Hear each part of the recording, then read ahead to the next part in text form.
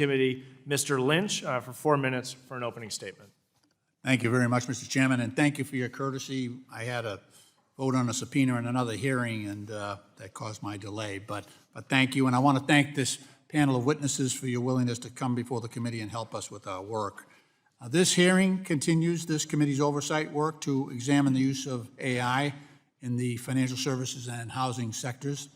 As evidenced by the final report issued by the bipartisan working group that Chairman Hill and I co-chaired last year, financial institutions, fintech companies, and even financial regulators are already deploying AI to maximize operational efficiency and achieve cost reduction across their core functions, from personalized customer services and consumer lending to fraud detection and financial crime monitoring.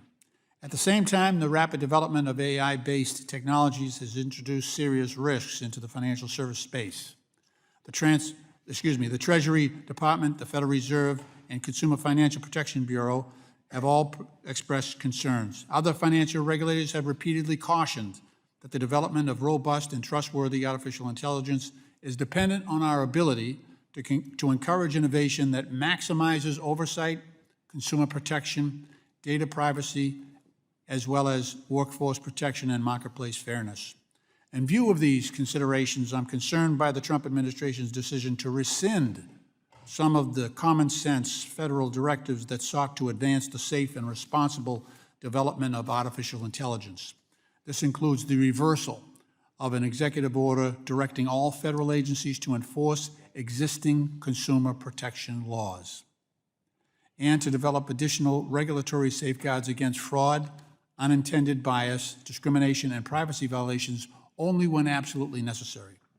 President Trump subsequently issued his own AI action plan, a strategy that largely reflects the divergent view that consumer protection stands as an impediment to AI innovation, a position with which I strongly disagree. Regrettably, the AI action plan undermines state-level AI regulation by requiring federal agencies to, quote, consider a state's regulatory climate, close quote, when allocating funding, and to outstrip federal funds from any state with a regulatory framework that it considers burdensome. I would note that recent legislation to impose a 10-year moratorium on state AI regulation was soundly defeated in the U.S. Senate by an overwhelming bipartisan vote of 99-1. The AI action plan similarly impedes federal oversight of AI-based systems by directing the Federal Trade Commission to stand down from ongoing investigations that unduly burden AI innovation. It is the fundamental mission of the FTC to protect the American public from unfair or deceptive business practices. President Trump also recently issued an executive order to limit federal procurement of AI large language models to those that are developed with ideological neutrality, as reported by the independent Brennan Center for Justice. Compliance with the order will likely require technology companies to degrade model performance and undermine public trust in their technology.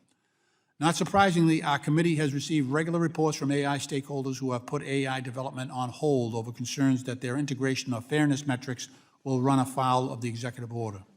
Innovation will also not be well served by the dismantling of the CFPB, a federal agency that has sought to advance the development of trustworthy AI systems in financial services through consumer protection enforcement actions and regulatory clarity. In stark contrast to these actions, the work of our bipartisan AI working group stemmed from a genuine commitment by members on both sides of the aisle to foster AI innovation in the financial services industry, while also ensuring that regulators are equipped with the authorities and resources necessary.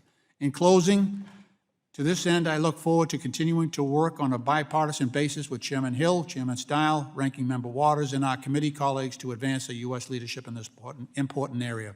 Thank you, Mr. Chairman, for your courtesy once again, and I yield back the balance of my time. The gentleman yields